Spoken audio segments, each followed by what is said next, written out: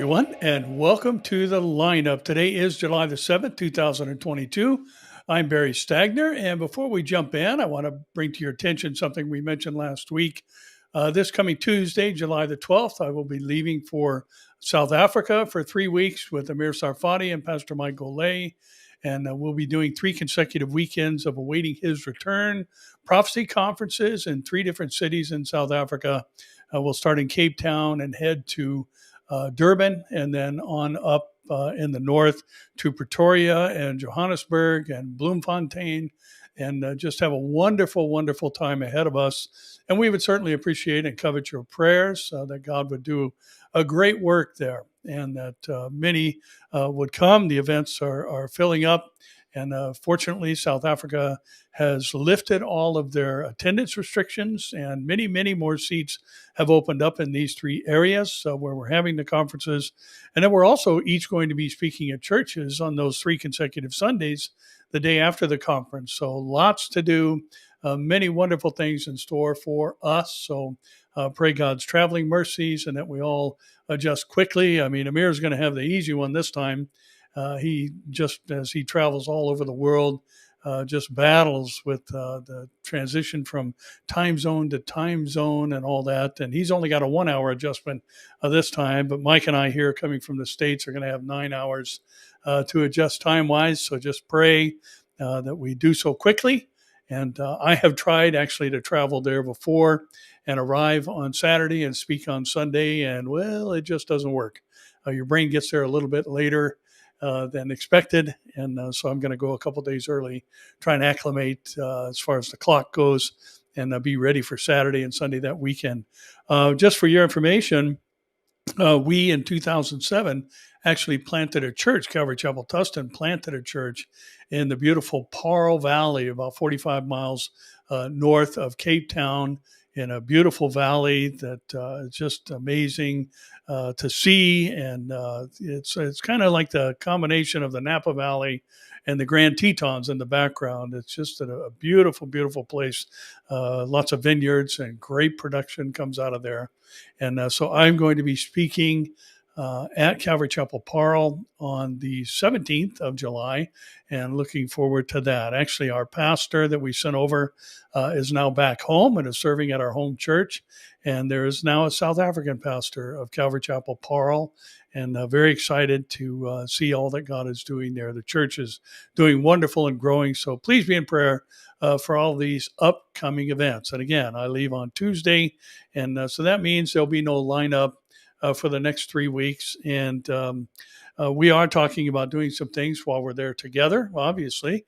Outside of the conferences, we'll do some online stuff, Mir, Mike, and I, and looking forward to that. So again, keep us in prayer as we travel and as we speak, and much appreciated. So we've got some really interesting things happening as we do each week, things that are significant in nature as they relate to Bible prophecy. And a lot of it has to do with the kind of the mental shift that's been taking place in our world recently, attitudes toward Israel, specifically from those who are involved in the Ezekiel war scenario. And our first story actually comes from the Times of Israel, and the headline reads, "Russia demands Israel unconditionally cease its unacceptable Syria airstrikes." Boy, isn't that something? A group that has for no cause or reason whatsoever, that other than one concocted in the mind of Vladimir Putin, has invaded their neighbor and seeks their destruction and to overrun their country. And they're shaking their finger at Israel for defending itself from an actual enemy who actually is bent on their destruction, who actually does invade their territory and seek to destroy Israeli lives and property. And for the second time in weeks, Moscow slams Israel for violating Syrian sovereignty. Isn't that a laugh? And says 2 civilians were injured in a strike and severe damage was caused to civilian infrastructure. And on Monday, they condemned this alleged Israeli airstrike near a Russian stronghold in Syria over the weekend, calling Israel's years-long air campaign in Syria categorically unacceptable and demanding it cease. We strongly condemn such irresponsible actions that violate the sovereignty of Syria and the basic norms of international law. and we demand their unconditional cessation, Foreign Ministry spokesman Maria Zakharova said in a statement. The relatively rare daytime strike on Saturday targeted an area near the Syrian town of Al Hamidiyah, south of Tartus, which is home to Russia's main naval base in the region. 2 civilians were injured, and serious damage was caused to civilian infrastructure, Moscow said. Syria has also fingered Israel as responsible as well, though the IDF is yet to respond in line with its policy of generally maintaining silence regarding specific actions in Syria. Now, we have to remember that Hezbollah is in Syria. The other Iranian proxies are in Syria, but specifically the Iranian military themselves are in Syria. Russia's in Syria. Turkey's in Syria. All these nations that are going to coalition together and invade Israel from the north when God puts the hook in the jaw and draws them down and then deals with them as 5-6 of these invading armies are going to lie dead on the mountains of Israel. And this is something that we need to understand. We often talk about the fascinating fact that these nations that have never been in coalition together are now cooperating together. And now we've got the hook in the jaw, and any of you fishermen out there know about setting the hook. And I believe the Lord is about to set that hook, which comes through the economic needs of these countries and the I guess the pot of gold, so to speak, of Israeli natural gas that is going to draw them down from the north, basically bringing about a cessation of Israeli invasion into the European natural gas markets. So again, here we've had Russia, and one of the things I think that's worth remembering is that when Israel initially discovered the massive Leviathan natural gas field, some 3 trillion cubic feet of natural gas off the coast of Haifa, Russia jumped on the bandwagon right away and said, well, hey, we'll help you build the pipeline. We'll send our ships over there to protect this. Well, yeah, they wanted to protect it all right, protect their market and their market share. And again, now here we've seen Russia, who has constantly gave the nod to Israel to deal with the Iranian presence, be it either directly or through their proxies like Hezbollah. And now here they're turning the other direction. And that's because Israel has come out against them and their invasion of Ukraine and stood with the majority of the world, except for nations like China and Venezuela and others who have the same type of aspirations or communist affiliations. And now here we've got this group who has just invaded a country next to them, criticizing Israel for defending themselves and kind of giving a bit of preventative medicine to the Iranians and their efforts to store weapons there and also build a fighting force there. Israel 365 says also Russia shuts down organization helping Jews move and settle in Israel. This move comes amid tensions centered on Israel's positions on the war in Ukraine, which we mentioned a moment ago, which Russian forces invaded in February, and ongoing Israeli strikes against the Iranian assets in Syria, where Moscow remains the dominant military power. The Jewish Agency's primary function is to promote and facilitate Jewish immigration to Israel, and as such, the report said Russia's dramatic decision could prevent Jews from making aliyah. People from the Jewish community have been fleeing from the Iron Curtain, and they fear that they won't be able to escape the country. The report quoted senior sources in Russia's Jewish community as saying, a number of Jews have said that the Russian authorities are trying to arrest them and that they fear for their lives. And one unnamed person reportedly said the Russian government issued the order in a letter sent to the Jewish Agency earlier this week, according to the report. And agency officials, in coordination with the Israeli Prime Minister's Office and Foreign Ministry, are reportedly in the process of formulating a response. So again, we see Russia's attitude toward Israel, at least on the surface. It never was any different underneath, but at least now on the surface, they're presenting what their true colors are and forbidding people to make aliyah into Israel, as many thousands of Russian Jews have returned home and now come back to the land of Israel. And now Russia is basically throwing a tantrum and saying, you can't leave now. And because Israel said we shouldn't be in Ukraine like most of the world said. Now, the Jewish News Syndicate reports that the Saudi article calls for religious sanction. A Saudi article calls for religious sanction for normalization with Israel. And according to a report by MEMRI, the Middle East Media Research Institute, intellectuals, journalists, and social media activists in Saudi Arabia have begun openly expressing a more tolerant and even positive attitude toward Israel. They see peace with Jerusalem as inevitable and vital to halting threats to the region by Iran, including a nuclear one. Many have also directly criticized the Palestinians for not adopting a realistic policy conducive to resolving the conflict with Israel. So says an article entitled The Jurisprudence Regarding Al Siyasa al Sharia based policy and the State of Israel, is what that means, by Dr. Khalid bin Muhammad Al Yusuf, a senior lecturer on international law at the Imam Muhammad bin Saud Islamic University in Riyadh, and the Secretary General of the University's Supreme Council.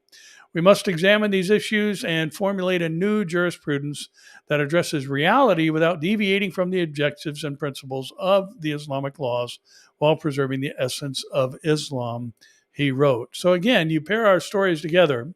Russia turning their back, if you will, on Israel, saying that they're, these illegal strikes basically are violating international law, and changing their tune concerning Israel's self-defense efforts to handle things before they can escalate too far with the Iranians and their efforts to constantly ship weapons and weapons parts into Syria to put them in a closer proximity to their sworn enemy, which is the nation of Israel. And now we have the Saudis advancing their position on normalizing ties with Israel.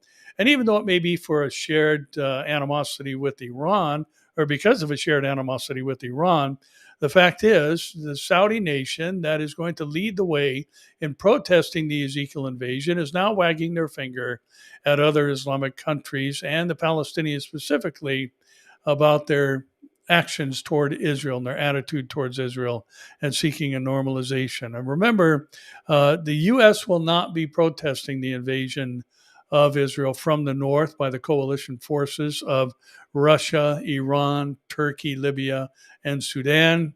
They will simply be silent. At least the Bible doesn't mention them, mention the U.S., but the Arab Gulf states are going to be the protesting voices. But again, we don't see any military action associated with it because God himself brings an end to this invasion and destroys these invading armies and the homelands. That's something that's often overlooked. So that's why I say I believe we are so close to that moment in twinkling of an eye experience where God snatches us off the surface of the earth and we put on instantaneously immortal incorruptibility. And as we meet the dead in Christ in the air, we will forever be with the Lord because things are moving so quickly toward this Ezekiel battle, which I've said many times. I believe that it ends. It may start before the rapture of the church. The rapture may happen while the battle rages. But I believe because of the divine response, because it is not human, it is divine in nature, which is consistent with the actions of God during the tribulation, not during the church age. This is how God is going to operate on behalf of Israel during the 70th week of Daniel alone. He has not operated in that fashion during the time of the Gentiles, so to speak, or the church age. Now, that doesn't mean he's been inactive. But nationally, for the balance of the church age, or the majority of the church age, there's been no Israel.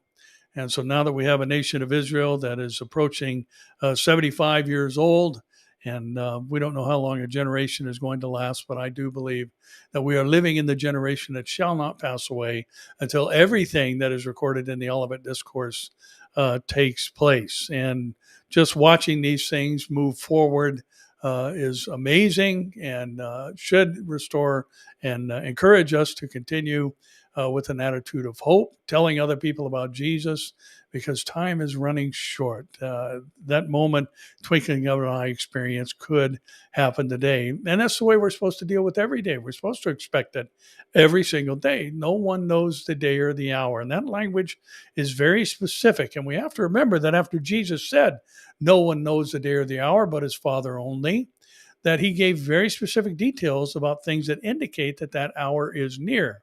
So while the day and hour may be unknowable, the signs that indicate it's at hand or the day is approaching, as Hebrews 10:25 says, are not invisible to our eyes. We can see them, even as Daniel 12:4 said, that his vision was shut up until the time of the end. And at the time of the end, those who are alive will be able to understand what was written by Daniel with better clarity than previous generations. So that all tells us that Jesus is coming soon, and we need to be telling people and even understanding that people don't want to hear about him today. We still got to throw the seed out because that's all we're called to do. We can't save any souls. We don't have that capacity. It's the Lord who does the saving of souls. All we're called to do is throw out gospel seeds. Some are going to land on different kinds of soil. Some are going to be receptive to it. Some are going to have the cares of this world choking out. Others are going to fall on hard ground when we throw the seed, and others are going to just simply miss the target and fall by the wayside. And people won't want to hear it. But there's that one group where it's going to land on good soil and they're going to respond to the gospel. So remember, that's all we're called to do. Just sow gospel seeds, and somebody else will come along and water, and then somebody else will come along and harvest that seed if that person makes a move towards the Lord and accepts the offer of God's salvation through his son Jesus. So again, we see Russia turning against Israel, warning them for the second time in just a matter of weeks about their incursions into Syria, which are matters of self-defense. And then also we have the Saudis saying, you know what, Palestinians, you need to just get along with the Jews, and we need to cooperate and come to a collective agreement that works for all of us. Now, we also know that in the last days, according to Zechariah 12:3, even prior to the 70th week of Daniel, which is preceded by the rapture of the church, that there's going to be a turning against Israel. And we see that happening all around the world. And there's an article, I didn't cover it because it isn't necessarily along with the other stories we're covering today. But in some countries, anti-Semitism is on the decline. In the United States, it's on the rise. So very sad news to hear that, but it's to be expected because Zechariah 12:3 says in the last days, every nation is going to be against Jerusalem. Jerusalem will be a burdensome stone to all peoples, and all the nations of the world are going to gather against it. Now, interesting to see this particular article coming from the Times of Israel, where the headline reads, "To the Presbyterian Church USA, your anti-Israel resolution bears false witness." To the commissioners of the Presbyterian Church USA, the PCUSA, I spent the decades of my career toiling in the vineyards of interfaith relations and Jewish Christian understanding. It's a holy work. I urge you to reject the resolution INT-02, labeling Israel as an apartheid state that is scheduled for a PCUSA General Assembly vote on July 7th, 2022. That's today, no decision as of yet. It is an appalling document riddled with untruths, half-truths, legal distortions, and deep bias. It will surely be seen by all those seriously working for peace as an ideologically driven, one-sided resolution constituting false witness.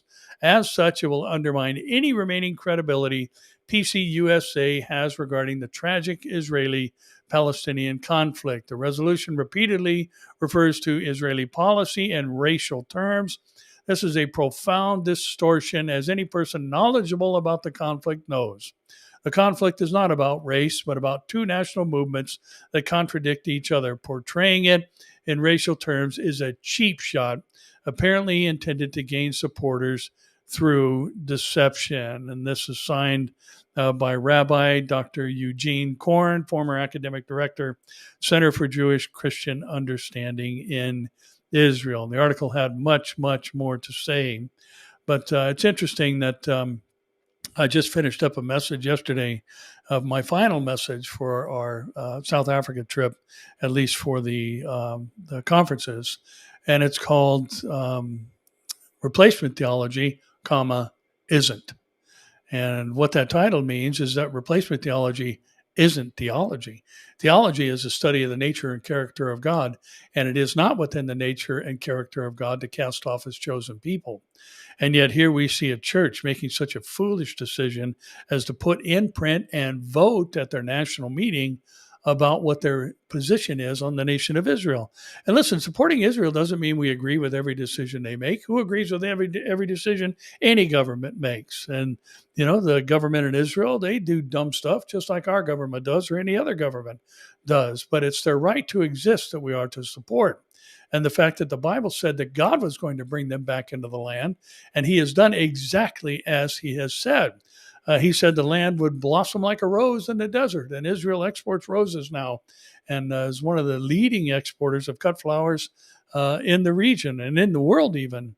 And he said that the swamplands would turn into a beautiful crop-producing land. And you look at Israel, and especially in the heart of Israel, and that's one of my favorite portions, even though, of course, Jerusalem is magnificent, seeing other cities is tremendous. Caesarea Philippi and other sites are just magnificent. Caesarea Maritima and the great temple of Herod, the coastal temple of Herod that was there or is there. All those things are fascinating to remember. But one of my favorite parts is driving through central Israel and just seeing mile after mile after mile of beautiful farmland and crops being raised, reminding us that what God said is true and is coming to pass right before our eyes. And yet, you have church after church after church embracing replacement theology, believing the church has replaced Israel. God has cast off his chosen people.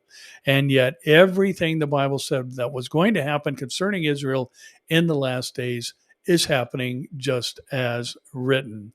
I think some churches need to change their belief system, so to speak, as it relates to the nation of Israel. Sheva, the national news of Israel, reports that 4 Jews were among the dead in the 4th of July massacre. Now, this is something we need to pay attention to because it's not in the media, especially our story following this as well.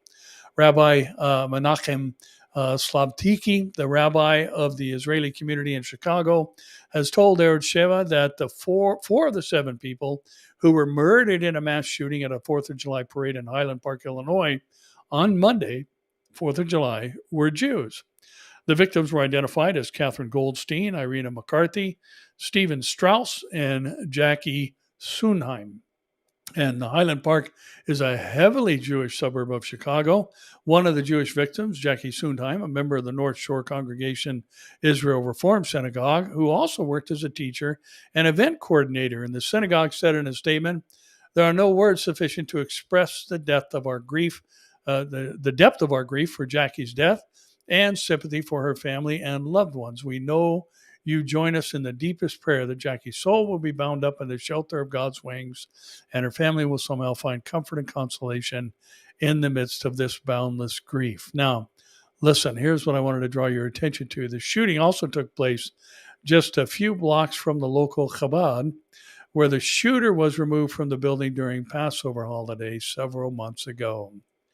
This is anti-Semitism here in the United States. You won't find that in mainstream media. The shooter that killed these people that is now under arrest and has confessed to the fact that he had thoughts of a second mass shooting as well was removed from this very Chabad just last Passover, back in April. Now, the Gateway Pundit has another interesting article to follow up with this. And the headline, a bit lengthy, says, despite considerable evidence of Highland Park shooters' ties to Antifa, progressive socialists, and the occult, media insists he's right-wing. They ignored his Twitter page. On Monday, the 4th of July, Bobby Crimo shot and killed 6 people in the Chicago suburb of Highland Park and injured many others. The media was quick to label him right-wing despite evidence to the contrary. Almost immediately, there were reports that the shooter, Bobby Crimo, was right-wing, and a video from Chicago where Crimo was connected to a far-right overseas group. The accusation is made through a video. The Daily Mail labeled Crimo a Trump-supporting youngster based on pictures shared on the internet. However, based on his overall profile, it's clear Crimo was aligned with progressive socialists and Antifa. On Tuesday, the TGP reported on the many ties between Cremo and the socialists and progressives, Antifa, and the occult. And this is what the media isn't sharing. And law enforcement had visited Cremo, and yet when the media reported on the Trump ties, they remained silent.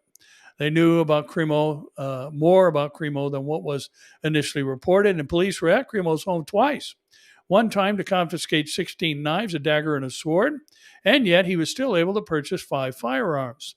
And police arrested Bobby Cremo III, age 22, following the shooting in Highland Park after killing, the number has now been updated to 7 people after a person died on Tuesday. And a copy of Cremo's Twitter account was saved before being taken down, and it clearly shows Cremo's far left leanings. He's pushing far left publications, far left politicians like Obama.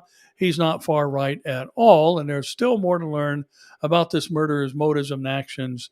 But based on what we do know today, to label this guy a Trump supporter is just a plain lie. He's a far left killer. And, I think it's interesting. I was thinking about this as I read this article that one of the things that God hates is bearing false witness. And obviously, it's a violation of one of the 10 Commandments, but it's among the 7 things that the Lord hates, the 6 things that the Lord hates, and the 7 that are an abomination to him. And here we've got a media today that is not even media, really.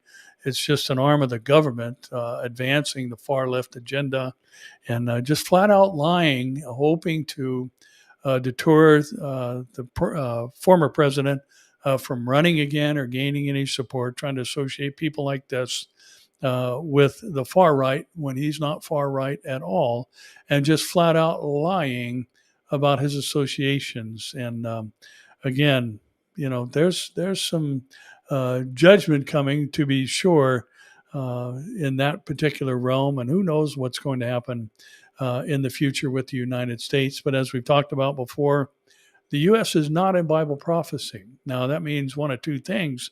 There's so many Christians here that when the rapture happens, the country is basically disabled and is maybe overrun by another country, or the country implodes. And I don't see us being conquered from without, but I do see us potentially imploding from within and just being, as the Romans 1 digression reports, being given over to a debased mind to do things that are not fitting.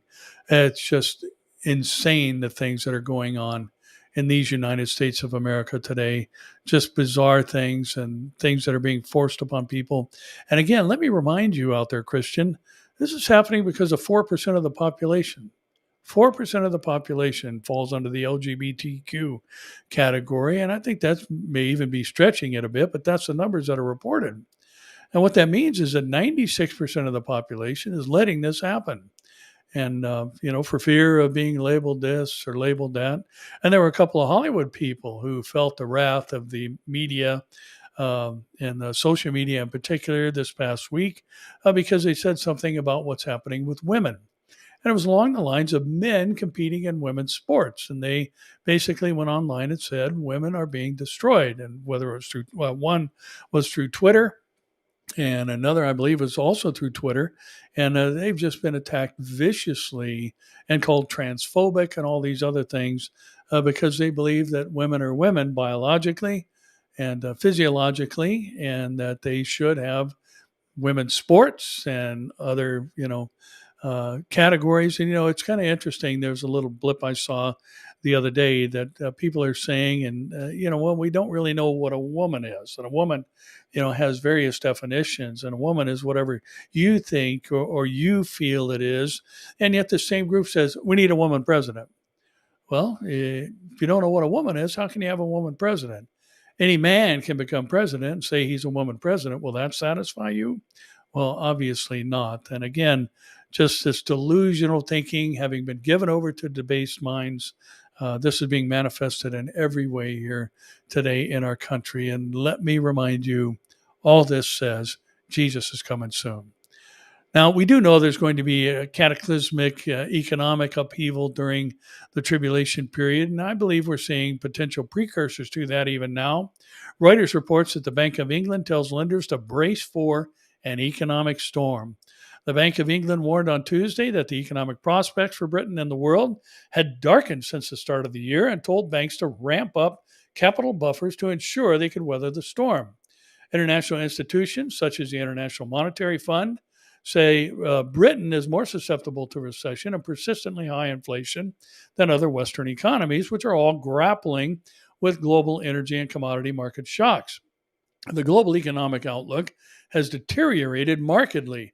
Global financial conditions as a whole have tightened significantly, according to Bank of England Governor Andrew Bailey at a news conference after the Bank of England published its half-yearly financial stability report.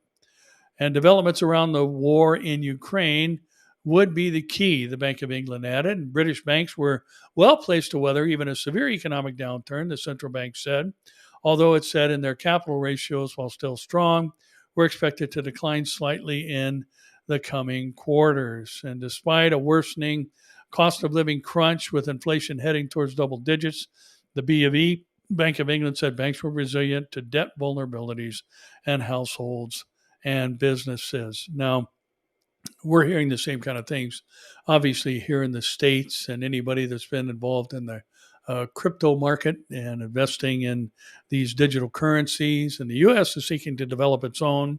And even though they speak negatively about it, that's because they want to develop their own and get in the game, because that's where things are headed. Cryptocurrency is where things are headed. And I believe it's going to play a role in the ultimate form during the tribulation, when you can't buy or sell without some kind of mark to identify. And this, we live in the digital age where money is transferred all the time. And, it used to be that Bible teachers, Bible prophecy teachers, and I said the same thing many years ago, that there's going to need to be a global currency. Well, no, there doesn't. We don't need a single currency for the globe, because now you can go to any country in the world and just slide your ATM card and you will get the currency of that country. And all the calculations are made, the exchange rate, and all happens just right there on the spot. And you get that currency simply by sliding a card. So we don't need to wait for the world to arrive at a single monetary fund or system. We have the system already in place. And watching these things, interestingly, develop around the world, the lack of trust in the banks, everything that happened with the recession in 2008 and the market crash and all those things has caused many in that cryptocurrency market, industry rather, to actually create these things to distance themselves from the bank. So interesting to see that all these things are happening. And we do know that during the tribulation period, quart of wheat is going to cost, which is basically the equivalent of a loaf of bread, or a single day's meal is how the word can be translated. It's going to cost a whole day's pay. And now we see inflation rising and all these other things happening on the international stage. And CNBC is reporting that the euro slides to a 20-year low against the dollar as recession fears build. The euro fell to its lowest level in 2 decades on Tuesday as fears of a recession in the Eurozone ramped up, with gas prices soaring and the Ukraine war showing no signs of abating. The euro shed around 1.5% for the session to hit 1.0265 against the dollar, while the dollar index gained 1.29 to 106.49. Eurozone inflation hit a record 8.6% in June, prompting the European Central Bank to give markets advance notice of its intention to hike interest rates for the first time in 11 years at its July meeting. However, growing fears of a recession may limit the central bank's capacity to tighten monetary policy. And the July Syntex economic index on Monday showed investor morale across the 19-country Eurozone has plunged to its lowest level since May 2020, pointing toward an inevitable recession. Now, again, so this is beyond just the U.S. Obviously, the European markets are being hit by this. And we need to remember that at the core of all this is the Ukraine invasion, the Russian invasion of Ukraine, and its impact on the energy-related products market. And the American military news is reporting something that you won't find, again, in mainstream media, because basically they are an ideological group who want to advance the far left agenda, the progressive agenda, and get us into that new world order via a global reset. And the American Military News reports that the Biden administration let 5 million barrels from the U.S. reserves go to China and Europe. Now, here we've got these incredibly high gas prices, unprecedented gas prices here in the U.S., double what they've ever been. And the president is sending from our oil reserves oil to Europe and China. President Joe Biden's administration allowed over 5 million barrels of American oil released from the U.S. emergency reserves to be sent overseas to Europe and Asia, including China, last month, despite the administration's claim that releasing oil from the reserves would provide some relief to Americans feeling the pain at the pump. According to Reuters on Tuesday, the Biden administration is releasing roughly 1 million barrels from the Strategic Petroleum Reserve each day until October, a move that is draining the emergency supply, which dropped to its lowest since 1986 in June. According to U.S. Customs data, one of the largest U.S. oil refineries, Phillips 66, shipped nearly 470,000 barrels of sour crude from Texas to Trieste, Italy, which is home to the pipeline that transports oil to Central Europe. Atlantic Trading and Marketing also exported over 1.1 million barrels, industry sources told Reuters. That cargoes of crude were also bound from the Netherlands, India, and China. Crude and fuel prices would likely be higher if the releases hadn't happened, but at the same time, it isn't really having the effect that was assumed. Well, you didn't release it to the United States. Good grief. Meanwhile, Biden continues to defer the blame away from his administration with his latest attack aimed at companies running gas stations. Let's be honest with one another. My message is simple. To the companies running gas stations and setting those prices at the pump, this is a time of war, global peril, Ukraine. These are not normal times. Bring the price you are charging at the pump to reflect the cost you're paying for the product. Do it now, do it today, Biden said. Well, they are reflecting what they're paying because oil has gone up again over the $100 a barrel mark. Now, earlier this year, the White House flaunted the largest release of oil reserves in history, which the administration suggested would help as Americans face rising prices at the pump. And again, this idea, because, we live in a time where nationalism is evil, and you cannot have pride of country. You have to, many, even in our own country, believe we should be ashamed of our country rather than thankful for the country that we live in. And, why in the world would we, when Americans are suffering, when people have had their price for a tank of gas double all over the country, completely all over the country, in every state, the gas prices are twice what they were just 6-7 months ago. Why would we be shipping oil to another country? Why wouldn't we be driving the price down by flooding the market here, especially with our reserves? We just read that our reserves are at the lowest point since they've been in 1986. And you really have to wonder about this administration and those surrounding it, trying to force us into things that are along with their climate change agenda by basically, shutting down the Keystone Pipeline and now shipping out our oil reserves to other countries is going to put us in a rather difficult situation. And, they keep talking about the fact that, we need to, even this goofball governor we have here in California said that by 2035, I think it was, every car in California will be electric. Listen, in the summer, we can't even keep the power on. There's brownouts all over the place, and people are encouraged, do your laundry at night. Don't run your air conditioner during peak hours. Just tough it out until the nighttime and all this stuff. And yet, somehow, everybody's going to be driving an electric vehicle here in California by 2035 or whatever the ridiculous year he presented was. And again, these people in places of power today are trying to force on us their agenda. And sadly, again, we've got not much response or kickback from many. And who knows, maybe that's what brings about the demise of the United States or its absence from Bible prophecy. But we live in perilous times, to be sure. But again, Jesus is coming. Keep your eyes on the prize and lift it up above the moment and our circumstances. Now, here's another interesting story regarding what's happening in culture today. As far as the squeeze that everyone is being put on, food shortages and supply strains and all these other things we hear about constantly. And this comes from the Independent in the UK. Supermarkets put security tags on cheese as stores are tackling shoplifting amid soaring food costs. Supermarkets have been spotted adding security tags to basic food items like cheese as the cost of living sees pricing spiraling.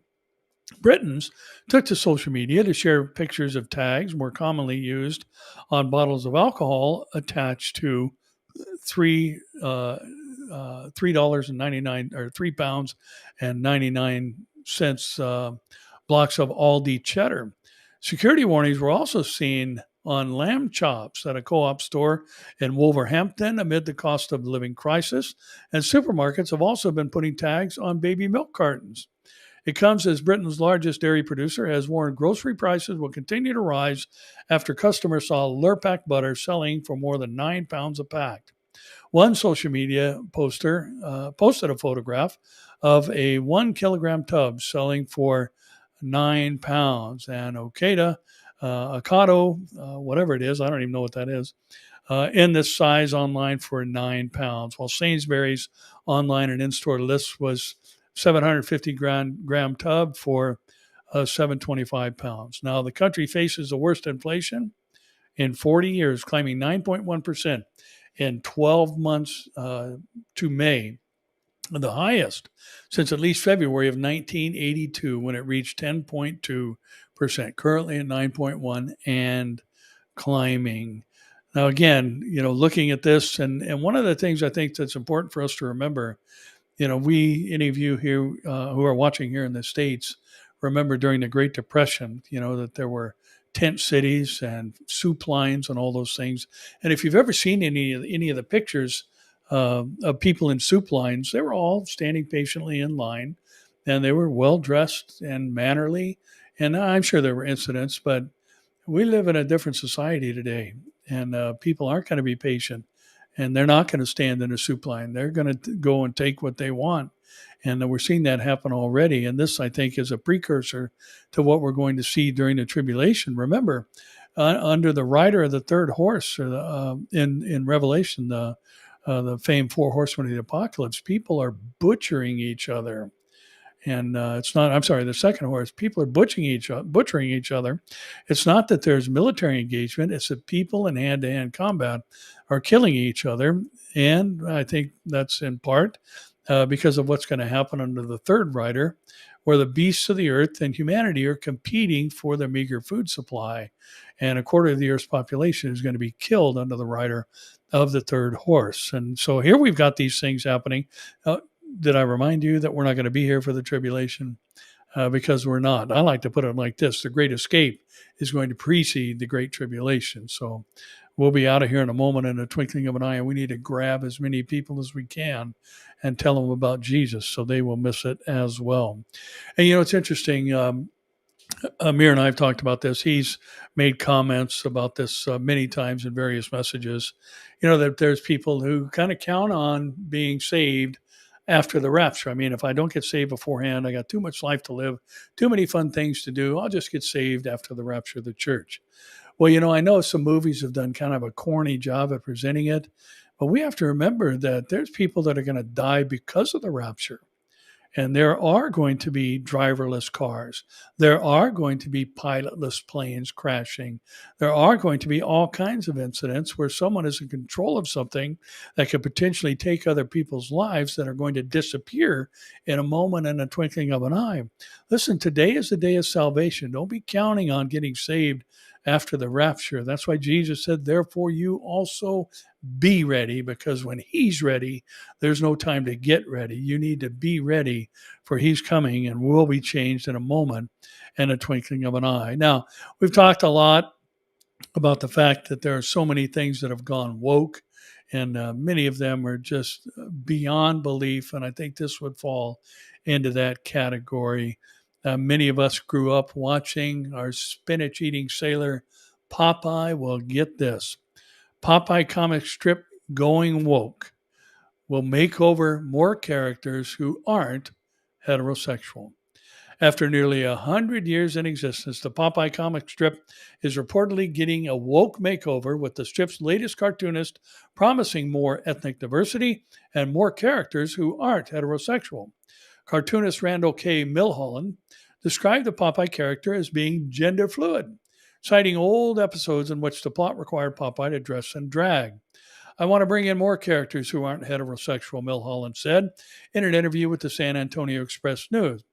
I don't live in that purely straight white world, and I don't think a lot of other people do either. And one of the strip's biggest changes, Olive Oil's sister in law, Celinda Oil, is now Afro Latina. Celinda has traditionally been portrayed as a white woman with dark bobbed hair. Milholland took issue with the way Popeye has recently used men dressing as women for comic relief, but that wasn't always the case, he told the newspaper. If you go by today's definition, Popeye was gender fluid. For during the strip's early days, Popeye once met an orphan girl who didn't have a mother, so Popeye dressed up as a woman and said, "I'm your mom now," Milholland said. And it's not a joke. It's Popeye being the kind of character he originally was, someone who'd do whatever he could for someone down on their luck like an orphan. Well, that's exactly what it was. He wasn't gender fluid. He's trying to comfort in this cartoon a girl who had no mother. The Popeye character was first seen in 1929 in the Thimble Theater comic strip, and the comic is still owned by King Feature Syndicate, a division of Hearst Communication. Everybody has to get in the game. And you know what? My wife and I talk about this a lot. It's just we watch a lot of British television. As a matter of fact, I don't even remember the last time we watched a U.S. program. And even though I talk about the news all the time, I probably haven't watched news on TV for 2 years. I just don't. It's just such a bunch of garbage. I have printed resources that I look to get news, but it seems like every show these days there has to be that element mingled in. Well, listen, if only 4% of the population is LGBTQ, well, then only 4% of the shows ought to have LGBTQ characters if we're going to keep the balance that is true with what's happening in society. Now, here's a part of why we're seeing what we're seeing today. And this story comes from Gallup, the Gallup organization. I'm sure we've all heard the most recent Gallup poll. Well, this is the Gallup group. Fewer in the U.S. now see the Bible as the literal Word of God. A record low 20% of Americans now say the Bible is the literal Word of God, down from 24% the last time the question was asked in 2017. That's 5 years ago. And half of what it was at its high points in 1980 and 84. Meanwhile, a new high of 29% say the Bible is a collection of fables, legends, history, and moral precepts recorded by man. This marks the first time significantly more Americans have viewed the Bible as not divinely inspired than as the literal Word of God.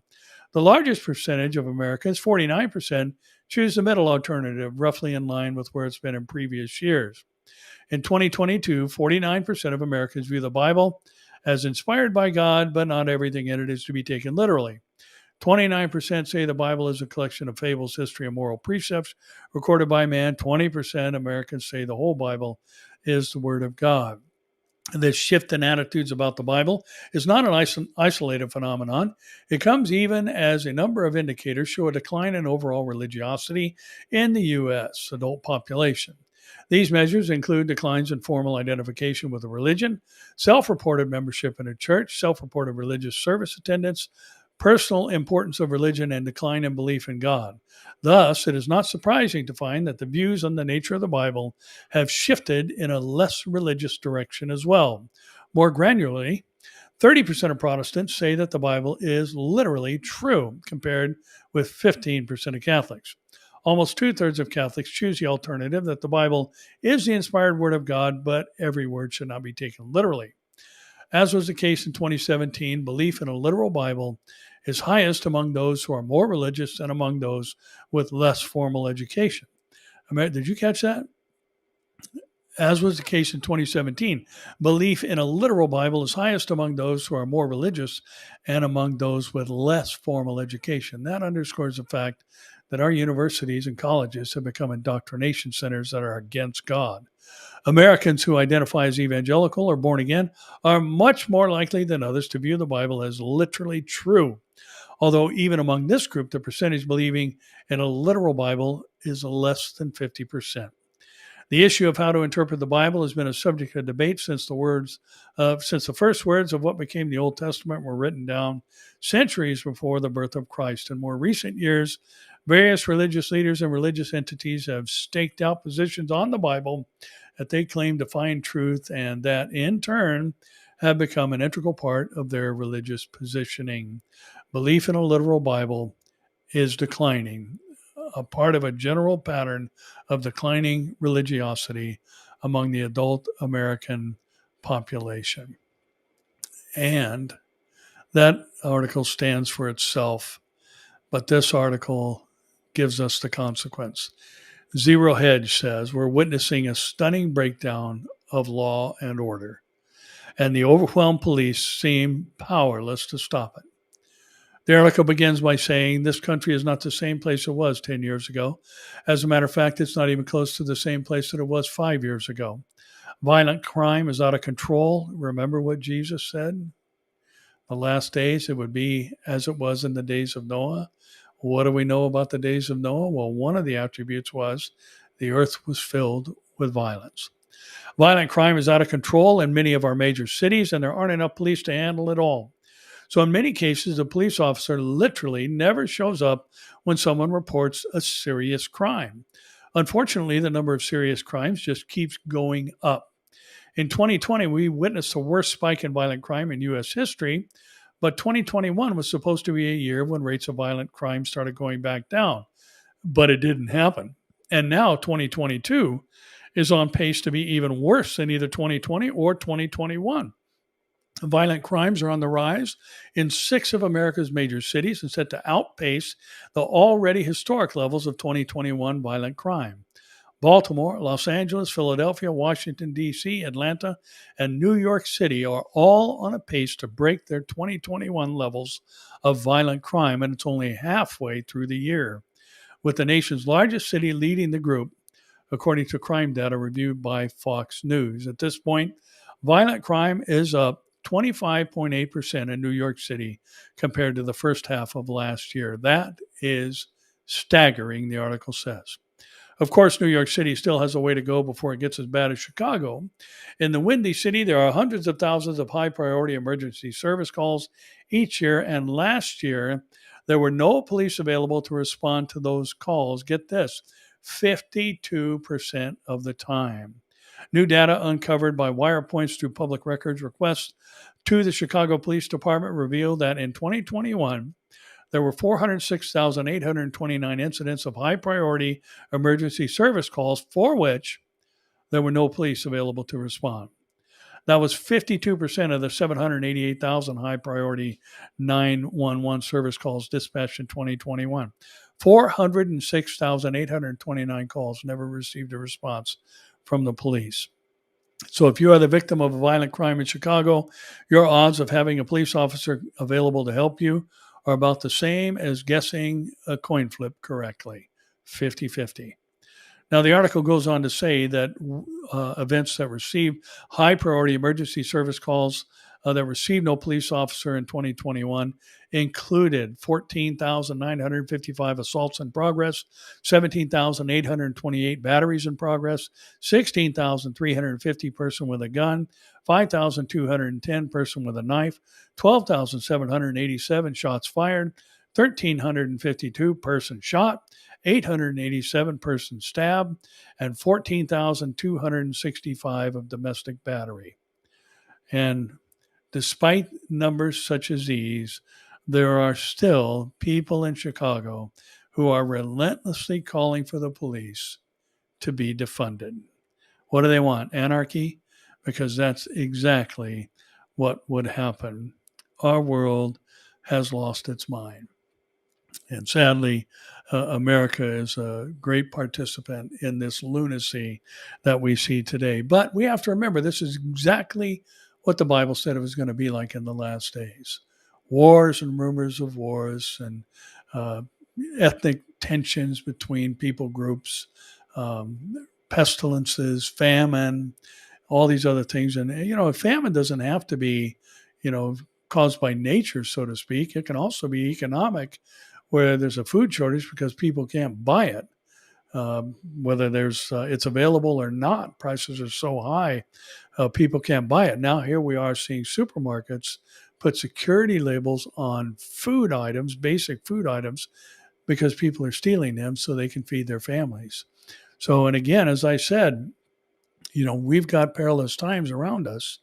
And we have to remember all that 2 Timothy chapter 3, verses 1 through 5 describes is a society that is a lover of self and a hater of God, and violent, and all the other things that we see going on today.